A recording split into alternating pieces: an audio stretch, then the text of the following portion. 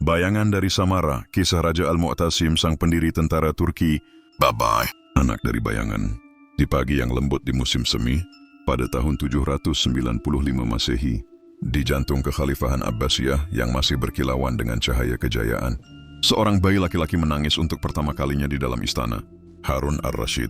Suara tangis itu mungkin terdengar biasa saja bagi dunia yang sibuk dengan kekuasaan, peperangan, dan ilmu pengetahuan. Namun takdir menulis bahwa tangisan itu kelak akan mengguncang takhta Islam. Anak itu diberi nama Muhammad, tetapi sejarah akan menyebutnya dengan gelar agungnya, Al-Mu'tasim Billah. Ibunya seorang budak perempuan dari keturunan Turk. Di istana Abbasiyah, darah campuran antara bangsawan Arab dan budak asing kerap dianggap rendah. Karena itu, kelahirannya tidak dirayakan semegah saudara-saudaranya. Namun darah Harun ar-Rasyid tetap mengalir di nadinya, mengikatnya pada garis kekuasaan yang mendominasi dunia dari Samudra Atlantik hingga perbatasan India. Al-Mu'tasim tumbuh bukan di pusat perhatian, melainkan di sudut-sudut sepi istana. Ia hidup dalam bayangan dua kakaknya yang lebih besar dan terkenal, Al-Amin, putra sah yang dimanjakan sebagai pewaris takhta, dan Al-Ma'mun, si intelektual yang haus ilmu, yang kelak menjadi simbol keemasan peradaban Islam. Dari kecil, Al-Mu'tasim menunjukkan bakat yang berbeda. Ia banyak duduk di ruang belajar bersama filsuf Yunani yang diterjemahkan ke dalam bahasa Arab. Ia lebih suka berada di lapangan pelatihan, menunggang kuda, menyiapkan busur, dan mengasah pedangnya. Wajahnya keras, tubuhnya kokoh, matanya tajam, dan pikirannya terlatih untuk perang. Sementara kakaknya tenggelam dalam buku-buku, Al-Mu'tasim menempa dirinya dalam disiplin militer. Ia bukan anak yang banyak bicara. Diamnya bukan karena takut, melainkan karena ia lebih percaya pada tindakan ketimbang kata-kata. Namun dunia istana tak pernah damai. Bayangan pengkhianatan dan perebutan kuasa selalu berputar di sekelilingnya. Bab 2. Perang saudara dan kesetiaan. Ketika Harun ar-Rasyid wafat, istana berubah menjadi medan pertarungan. Wasiat Harun yang membagi kekuasaan kepada Al-Amin di Baghdad dan Al-Ma'mun di Khurasan justru menjadi api yang membakar kekhalifahan. Perang saudara pun meledak. Darah saudara menetes di tanah yang sama. Al-Mu'tasim yang masih muda dipaksa memilih. Dan ia memilih mendukung Al-Ma'mun. Bukan karena ambisi politik, melainkan karena ia melihat di kakaknya. Itu sebuah ketegasan dan visi yang lebih besar. Sejak itu ia menjadi tangan kanan Al-Ma'mun di medan perang. Pedangnya menjadi saksi setia. Ketika pasukan Al-Ma'mun bertempur di gerbang Baghdad, Al-Mu'tasim ada di garis depan. Ketika musuh mengepung, ia yang menerobos pertahanan. Dari darah dan api kesetiaan mereka ditempa. Ketika akhirnya Al-Ma'mun menang pada tahun 803 Masehi, ia naik takhta sebagai Khalifah Abbasiyah. Dan Al-Mu'tasim yang selalu berdiri di sisinya mendapatkan tempat khusus dalam lingkaran kekuasaan. Ia bukan hanya adik, tetapi juga jenderal. Sejak saat itu namanya mulai diperhitungkan. Ia memimpin ekspedisi militer ke perbatasan Bizantium, menumpas pemberontakan di Mesir, dan mengamankan wilayah yang bergejolak. Suaranya jarang terdengar dalam perdebatan para ulama dan filosof, tetapi dentuman kudanya menggema di seluruh kekhalifahan. Bab 3. Mendirikan tentara baru.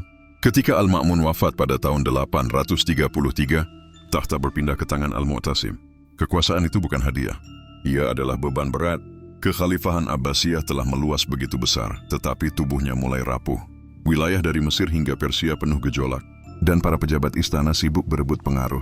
Al-Mu'tasim menatap pasukan yang diwarisinya. Imannya adalah orang Arab dan Persia, terikat oleh kesukuan dan ambisi politik. Mereka lebih setia kepada kabilahnya daripada kepada khalifah. Jika ingin bertahan, ia harus menciptakan sesuatu yang baru. Dengan tekad baja, ia mendirikan tentara Turki. Ia membeli ribuan budak muda dari stepa Asia Tengah, khususnya dari suku-suku Turk. Para pemuda ini dilatih dengan keras, dibesarkan di lingkungan militer, dan saja mengenal satu kesetiaan kepada khalifah yang memberi mereka kehidupan. Mereka disebut gulam dan kelak. Inilah awal mula lahirnya pasukan Mamluk yang akan mengubah sejarah dunia Islam. Tentara baru ini berbeda. Mereka disiplin, berani dan tidak terikat pada politik lokal. Mereka adalah pedang murni di tangan Al-Mu'tasim. Namun pedang itu juga berbahaya karena sekali ia dilepaskan sulit dikendalikan. Bab 4. Kebangkitan kota Samara. Baghdad, kota agung yang pernah menjadi pusat ilmu pengetahuan, sastra dan perdagangan mulai resah. Warga tidak menyukai tentara Turki yang kasar, berbahasa asing, dan hidup dengan cara berbeda. Pertengkaran sering pecah antara rakyat dan tentara. Al-Mu'tasim menyadari bahaya itu. Jika ia memaksakan kedua dunia untuk hidup bersama, akan lahir pemberontakan. Maka ia mengambil keputusan berani. Ia memindahkan ibu kota ke Khalifahan. Di tepi sungai Tigris jauh di utara Baghdad, ia membangun sebuah kota baru dari tanah kosong. Kota itu diberi nama Samarra. Dia yang melihatnya akan merasa gembira. Samarra menjadi simbol. Jalan-jalan luas, bara tentara, istana megah, dan masjid agung didirikan di sana.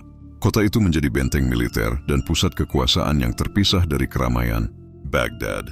Dengan demikian, Al-Mu'tasim tidak hanya mendirikan tentara baru, tetapi juga pusat pemerintahan baru. Samarra adalah bayangannya, dan dari sanalah ia memerintah dunia Islam.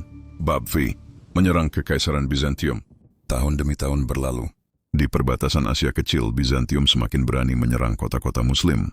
Ketika salah satu kota jatuh, Al-Mu'tasim mendengar kabar bahwa Kaisar Bizantium menghina umat Islam dan berani menantangnya secara terbuka.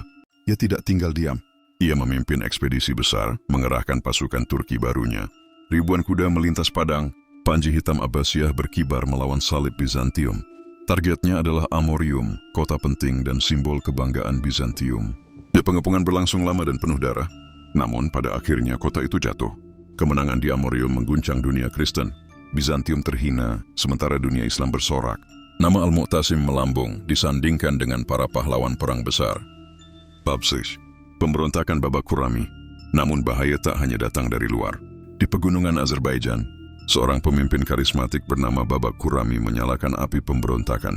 Ia mengusung ajaran Mazdak kuno, menolak Islam, dan membangun gerakan yang bertahan lebih dari 20 tahun. Al-Mu'tasim tahu pemberontakan ini tidak bisa dibiarkan. Ia mengutus jenderalnya yang paling setia, Afshin, untuk menumpasnya. Setelah pertempuran panjang, Babak akhirnya ditangkap. Di Samarra, ia dieksekusi secara mengerikan. Tubuhnya digantung di gerbang kota, sebagai pesan kepada siapapun yang berani menentang Abbasiyah. Dengan berakhirnya Babak, berakhirlah pula salah satu ancaman terbesar bagi stabilitas kekhalifahan. Bab 7. Akhir seorang panglima. Tahun-tahun terakhir pemerintahan Al-Mu'tasim ditandai dengan stabilitas, luar negeri dan kerapuhan dalam negeri. Tentara Turki yang ia ciptakan menjadi semakin kuat. Begitu kuat hingga mereka berani menekan khalifah sendiri. Namun, selama ia hidup, mereka tetap tunduk. Aura kepemimpinan dan ketegasan Al-Mu'tasim menjaga keseimbangan itu. Pada tahun 842, di istananya di Samarra, Al-Mu'tasim wafat. Ia pergi dengan tenang, meninggalkan kerajaan yang megah namun syarat dengan bayangan. Tentara Turki mengiringi jenazahnya dengan hormat. Banyak dari mereka meneteskan air mata. Namun jauh di dalam hati, ada yang tahu bahwa kematian Al-Mu'tasim membuka pintu bagi krisis baru. Epilog. Warisan seorang khalifah. Al-Mu'tasim bukan penyair seperti Harun ar-Rasyid. Ia bukan filsuf atau pelindung ilmu pengetahuan seperti Al-Ma'mun. Namun, ia adalah pembangun kekuatan. Ia mendirikan tentara Turki yang kelak menjadi tulang punggung sekaligus belenggu bagi Abbasiyah. Ia membangun Samarra, kota yang menjadi lambang kejayaan militer dan juga intrik berdarah di kemudian hari. Ia mengukir kemenangannya atas Bizantium di Amorium dan mengakhiri pemberontakan Babak Khurrami. Warisan Al-Mu'tasim adalah pedang. Pedang yang melindungi kekhalifahan, tetapi juga pedang yang suatu hari akan menghunus khalifah sendiri. Ia adalah paradoks. Seorang anak budak yang naik menjadi penguasa dunia. Seorang khalifah yang menanamkan benih kejayaan sekaligus kehancuran. Dan sejarah mencatat namanya dengan tinta yang tak pernah pudar. Al-Mu'tasim billah, sang pendiri kekuatan dari bayangan. Apa yang dilakukan Al-Mu'tasim semasa hidupnya? 1. Mendirikan dan menguatkan tentara Turki. Al-Mu'tasim adalah Khalifah Abbasiyah pertama yang benar-benar mendirikan dan mengandalkan pasukan dari budak militer, Gilman, asal Turki. Ia melihat bahwa pasukan Arab dan Persia mulai melemah, sering berseteru dan kurang disiplin. Maka ia merekrut orang-orang Turki dari Asia Tengah yang terkenal tangguh, lalu melatih mereka menjadi pengawal sekaligus tentara elit. Hal ini menjadi dasar munculnya dominasi militer Turki di kekhalifahan setelahnya. 2. Mendirikan kota Samarra. Karena konflik antara rakyat Baghdad dengan tentara Turki yang sering membuat kerusuhan, Al-Mu'tasim memindahkan ibu kota dari Baghdad ke kota baru bernama Samarra, yang ia bangun khusus untuk menampung pasukan Turki beserta keluarga mereka. Samarra kelak menjadi pusat kekuasaan Abbasiyah selama hampir 1 abad. 3. Menyelamatkan kota Amorium dari Bizantium. Pada masa pemerintahannya, Kaisar Bizantium Theophilos menyerang perbatasan Muslim di Anatolia. Al-Mu'tasim segera memimpin langsung ekspedisi besar untuk membalas serangan itu, sebuah perang besar yang dikenal sebagai Ekspedisi Amorium. Amorium adalah kota penting Bizantium, kelahiran dinasti kaisar mereka.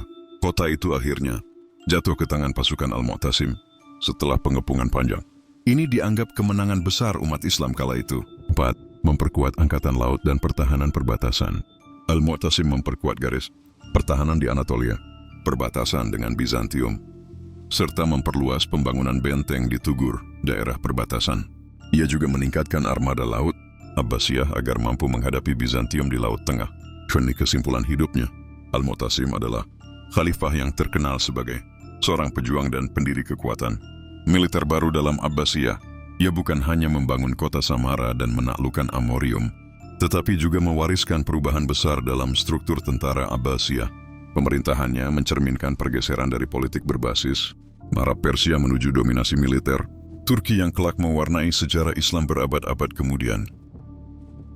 Kekuatan bukan sekadar jumlah pedang yang terhunus, melainkan disiplin yang dijaga, kesetiaan yang dipelihara, dan keyakinan bahwa setiap prajurit rela mengorbankan dirinya bukan untuk emas atau kedudukan, melainkan untuk kehormatan umat dan tanah air. Seorang pemimpin tidak boleh hanya duduk di singgasana dan menunggu laporan. Ia harus siap turun ke medan, mencium debu pertempuran, dan melihat dengan matanya sendiri bagaimana rakyatnya berjuang. Hanya dengan begitu ia akan memahami arti, pengorbanan, dan harga sebuah kemenangan. Warisan seorang khalifah bukan kata-kata, melainkan kekuatan yang ia tinggalkan. Samara adalah bentengku, Baghdad adalah warisanku. Aku tidak memerintah dari singgasana, tetapi dari medan perang.